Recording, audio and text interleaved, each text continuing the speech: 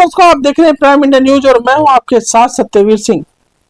चलिए हर रोज की तरह आज फिर आपको दिखाते हैं ये धार्मिक कथा। तो हेलो दोस्तों, कैसे हैं आप सभी। मुझे पूरा उम्मीद है आप बहुत खुश और बहुत अच्छे होंगे और स्वस्थ भी होंगे। तो दोस्तों, आज मैं आपके लिए लेके आया हूँ भगवान काल भैरव, बटुक भैरव और कपाल भैरव की उत्पत्ति कथा। तो बने रहिए मेरे साथ आखिरी तक। बाबा कपाल भैरव और उनके प्रभाव और कृपा के बारे में जानिए, जिससे कि आप उनकी शक्ति, उनके ऐश्वर्य, उनकी प्रभुता और उनकी उपयोगिता के बारे में जान और समझ सकें। कपाल का शाब्दिक अर्थ खोपड़ी होती है। खोपड़ी न केवल मनुष्यों की आपूर्ति हर प्रकार के जीव की होती है। ये तो हुआ कपाल का सरल सात्विक अर्थ। अब हम बात करते हैं इसके आध्यात्मिक अर्थ और इसकी उपयोगिता की। कपाल को ब्रह्म रंध्र भी कहा जाता है और अत्यंत सरल भाषा में इसे दिमाग कहा जाता है। भैरव का शाब्दिक अर्थ होता है रक्षा करने वाला या रक्षक। भैरव भगवान शिव के 5वें अवतार हैं, जिनके मुख्य 2 रूप हैं, काल भैरव और बटुक भैरव। अधिकांश लोग काल भैरव को ही बटुक भैरव मानते हैं, जो कि गलत है। हालांकि दोनों शिव रूप ही हैं, परंतु इनमें अगाध भेद हैं। अब मैं आपको काल भैरव, बटुक भैरव और कपाल भैरव की जन्म की कथा बताता हूँ। तो बने रहिए मेरे साथ आखिरी तक और ध्यान से सुनिएगा। काल भैरव की उत्पत्ति की कथा। पुराणों के अनुसार जब ब्रह्मा और विष्णु में विवाद उत्पन्न हुआ और दोनों एक दूसरे को अपना पुत्र बता रहे थे, अर्थात विष्णु कहते हैं ब्रह्मा का जन्म उनसे हुआ है और ब्रह्मा कहते हैं विष्णु का जन्म उनसे हुआ है। इसी बीच उनके मध्य में एक अग्नि स्तंभ प्रकट हुआ, जिसने उन दोनों से कहा कि आप दोनों में से जो भी इस अग्नि स्तंभ का ओर या छोर पता लगा लेगा, वही बड़ा होगा और वही सर्वत्र पूज्य होगा। ब्रह्मा ने एक हंस का रूप धारण किया और विष्णु ने एक बराह का रूप धारण किया। ब्रह्मा ने ऊपर और विष्णु ने नीचे की ओर प्रस्थान किया।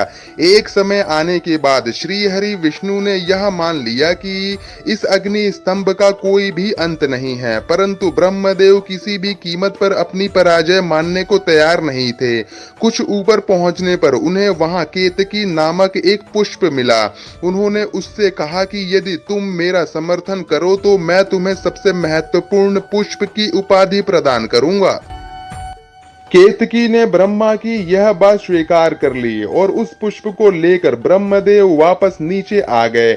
जब उस अग्नि स्तंभ ने उनसे पूछा कि क्या आप दोनों में से किसी को मेरा और छोर मिला, तो इस पर नारायण ने तो मना कर दिया, परंतु ब्रह्मदेव ने कहा कि हाँ, मुझे मिला है और सत्यापन के लिए केतकी पुष्प को प्रस्तुत कर दिया। केतकी ने भी ब्रह्मदेव का समर्थन किया। तब उस अग्नि स्तंभ ने एक पुरुष की आकृति ग्रहण की और प्रकट हुए महाकाल महारुद्र भगवान शिव। उन्होंने ब्रह्मदेव से कहा कि आप असत्य बोल रहे हैं और ब्रह्मा को असत्य भाषण के लिए कभी भी ना पूजे जाने का श्राप दिया और केतकी के असत्य भाषण के लिए उसे अपनी पूजा में प्रयोग में लाए जाने से निषेध कर दिया। तब ब्रह्मदेव ने क्रोधित होकर भगवान रुद्र को अपशब्द कहना आरंभ कर दिया और स्वयं को सबसे बड़ा बताने लगे। उस समय ब्रह्मदेव पंचमुखी होते थे। तब भगवान शिव को आभास हुआ कि ब्रह्मदेव में अहंकार व्याप्त हो रहा है और सृष्टि की रचना में यदि सृष्टि रचना से पूर्व ही अहंकार व्याप्त हो गया तो असमय ही संपूर्ण सृष्टि अहंकार के भाव से ग्रसित हो जाएगी। इसीलिए उन्होंने अहंकार रूपी ब्रह्मदेव के उस 5वें सर को काटने का निर्णय लिया। परंतु इसमें भी एक समस्या थी। भगवान शिव इस बात को जानते थे कि यदि उन्होंने ब्रह्मदेव का सर काटा तो उन्हें ब्रह्म हत्या का दोष लगेगा और यदि उन्हें ब्रह्म हत्या का दोष लगा और उसमें उलझकर वे त्रिमूर्ति से अलग हो जाएंगे और असंतुलन व्याप्त हो जाएगा। इसी कारण सर्वसमर्थ भगवान रुद्र ने अपने ही अंश से एक ऐसे विकराल गण को उत्पन्न किया जो कृष्ण वर्ण के थे, अस्थियों के आभूषणों से सुशोभित थे। उस दिव्य पुरुष को देखकर और उनकी गर्जना को सुनकर ऐसा लगता था मानो लाखों भयानक काले मेघों ने जीवित रूप लेकर के गर्जना की हो।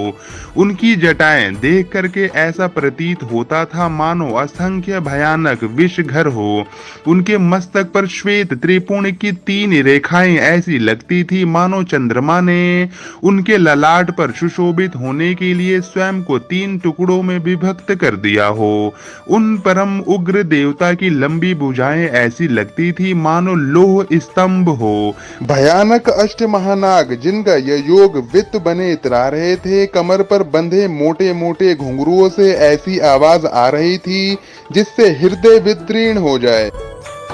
उस महाकाय महाबहु गण को भगवान शिव ने स्पष्ट शब्दों में कहा कि ब्रह्मदेव के 5वें सर का छेदन कर दो। इतना सुनते ही उस वीर ने आओ देखा न ताओ अपने नाखून के एक ही प्रहार से ब्रह्मा का 5वां सर उखाड़ लिया, परंतु वो सर उनके हाथ में ही चिपक गया। जब उन्होंने भगवान शिव से इसका कारण पूछा तो उन्होंने उनसे कहा कि ये केवल ब्रह्मा का सिर नहीं है, अपितु ब्रह्म हत्या है। इस ब्रह्म हत्या के फल स्वरूप तुम्हें श्रापित होना पड़ेगा। उन्होंने कहा, तुमने ब्रह्मा के सिर को काटकर इस सृष्टि की अहंकार से रक्षा की है, अंततः आज से तुम्हारा नाम भैरव होगा। अब तुम जाओ और ब्रह्मा के सिर को लेकर सृष्टि में विचरण करो, और जहां भी ये सिर तुम्हारे हाथ से छूट जाएगा वहीं तुम रुक जाना और स्थापित हो जाना। उसके बाद भैरव ने उस सर को हाथ में लेकर सृष्टि के चक्कर लगाने शुरू कर दिए। वो सारी सृष्टि में अनंत काल तक भ्रमण करते रहे, परंतु कहीं भी वो सर उनके हाथ से नहीं छूटा। परंतु सृष्टि के चक्कर लगाते लगाते उनकी गति इतनी तीव्र हो गई थी कि वो समय से भी आगे निकल गए। जब भगवान नारायण के कर्ण कुंडल गिरे और काशी नगरी स्थापित हुई, तब वहां पर भगवान भैरव के हाथ से ब्रह्मदेव का वो कपाल छूट गया। तब भगवान भैरव वहीं रुक गए और तब वहां भगवान शिव प्रकट हुए। उन्होंने उनसे कहा कि ये मेरी प्रिय काशी नगरी है और आज से तुम इसके संरक्षक के रूप में यहाँ स्थापित हो, परंतु तुम्हें इस काशी नगरी में केवल पैर के एक अंगूठे के बराबर स्थान मिलेगा और तुम्हें इसी ब्रह्म कपाल में भोजन करना होगा। तुम अपनी तीव्र गति के कारण समय से भी आगे चले गए थे, अर्थात तुमने काल चक्र पर भी विजय प्राप्त की है। इस कारण आज से तुम काल भैरव के नाम से जाने जाओगे।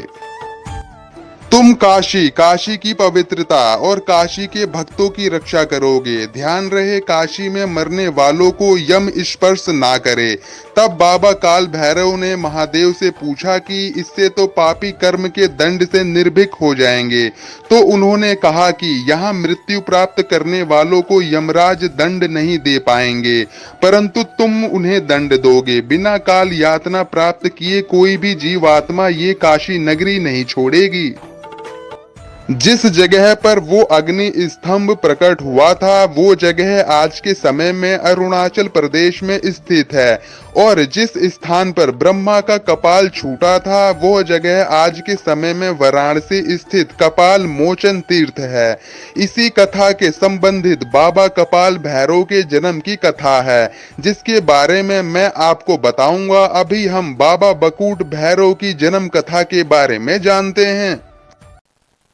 तो दर्शकों, ये थी आज की धार्मिक कथा। कल फिर नई कथा के साथ आपको मिलेंगे। तब तक के लिए बने रहिए प्राइम इंडिया न्यूज के साथ और मैं लेता हूं आपसे इजाजत। धन्यवाद।